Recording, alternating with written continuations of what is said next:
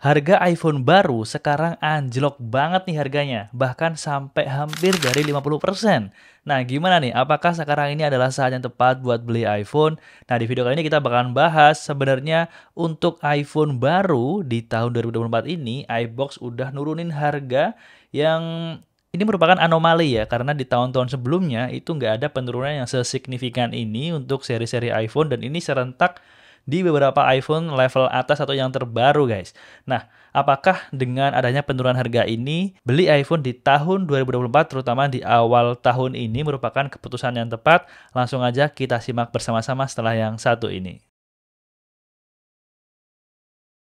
Jadi kemarin kita digemparkan dengan iBox yang kompak menurunkan harga dari iPhone series terbaru, terutama seperti iPhone 13, iPhone 12, iPhone 14 series, itu semuanya rata-rata harganya turun drastis. Kenapa ya sebenarnya ya? Apakah karena persaingan yang cukup ketat, terutama dengan rilisnya Samsung Galaxy S24 series yang membuat iPhone harus ancur-ancuran nurunin harganya seperti ini? Nah, kita belum tahu, tapi hipotesa utamanya adalah karena persaingan yang cukup ketat dan inovasi-inovasi yang diberikan oleh kompetitor seperti Samsung itu lebih bagus dibandingkan dengan yang Apple berikan di produk-produk terbarunya. Kita semua sudah tahu bahwa desain iPhone mulai dari iPhone 11 ke atas itu ya gitu-gitu aja guys. Cuman permainan perubahan antara tempat kamera dan juga improvement di bagian spesifikasi aja. Tapi untuk fitur-fitur Samsung Galaxy S24 series ini menurut aku menang telak karena dia memberikan fitur-fitur baru yang tentunya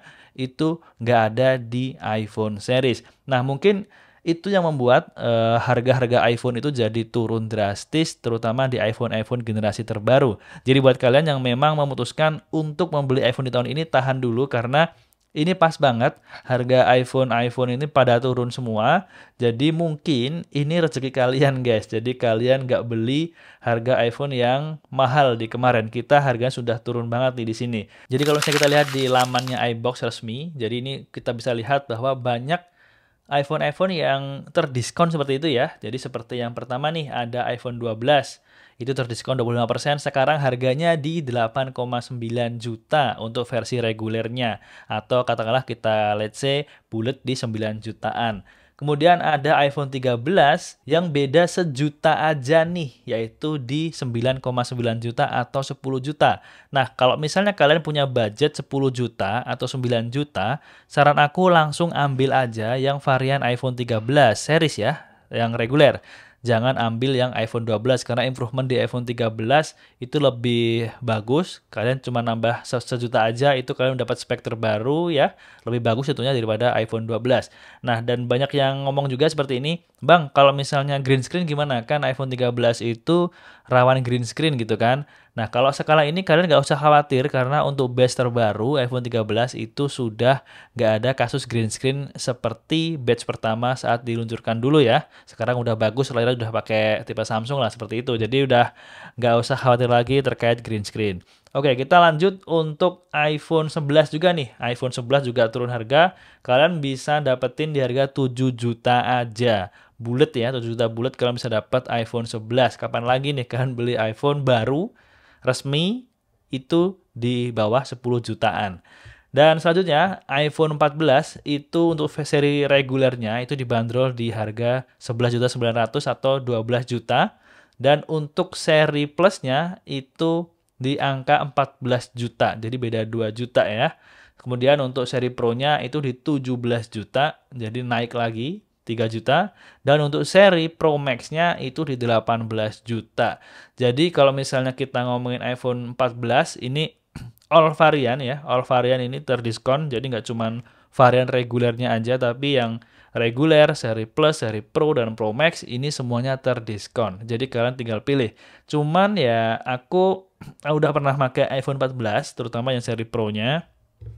Itu menurut aku dia lebih berat ya, karena materialnya juga lebih ringan di iPhone 15 yang seri Pro-nya. Jadi aku menurutku pakai iPhone 14 Pro atau Pro Max, bahkan Pro Max ya, itu berat banget kalau misalnya dibandingkan dengan iPhone 13 Pro dan juga iPhone 15 Pro. Jadi kalau misalnya aku suruh milih sih, kalau misalnya budgetnya udah di atas 15 juta, udah udah banyak gitu kan, yaitu ambil sekalian iPhone 15 series aja, jadi nggak usah nanggung gitu, dan tentunya materialnya lebih bagus, serinya paling baru. Tapi kalau misalnya kita lihat deviasi dari harga iPhone 14 Pro series dengan harga iPhone 15, nah kita bisa cek nih, kalau untuk harga iPhone 15, itu ternyata untuk seri regulernya itu turun guys, harganya jadi 14 juta atau 15% lebih murah dibandingkan harga yang originalnya gitu ya. Sedangkan untuk iPhone 15 Plus-nya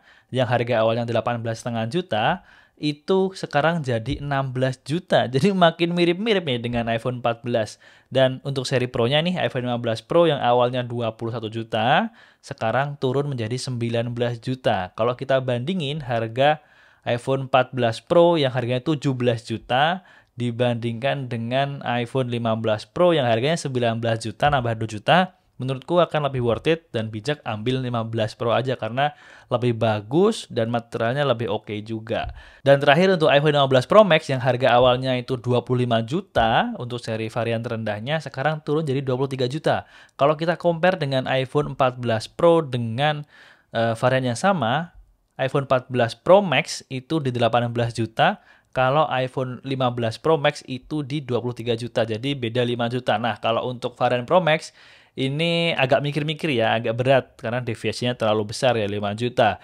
Dan kalau untuk seri Pro-nya, menurut aku ambil yang 15 Pro aja dibandingkan si iPhone 14 Pro. Tapi kalau Pro Max-nya kalian ya pikir-pikir sendiri lah, kalau bisa lihat kan untuk harganya deviasinya 14 Pro Max 18 juta, kalau misalnya 15 Pro Max itu di 23 juta, beda 5 juta, lumayan bisa beli AirPods Max kalau misalnya kalian ambil iPhone 14 Pro Max, jadi spare-nya bisa buat itu.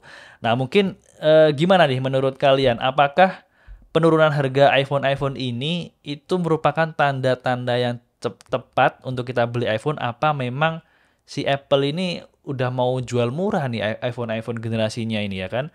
Karena kita lihat ini anomali banget. Biasanya Apple tuh jual mahal banget kalau ngeluarin seri iPhone. Nah, sekarang ini malah dia nurunin harga gitu. Apa kita beralih ke Samsung aja ya?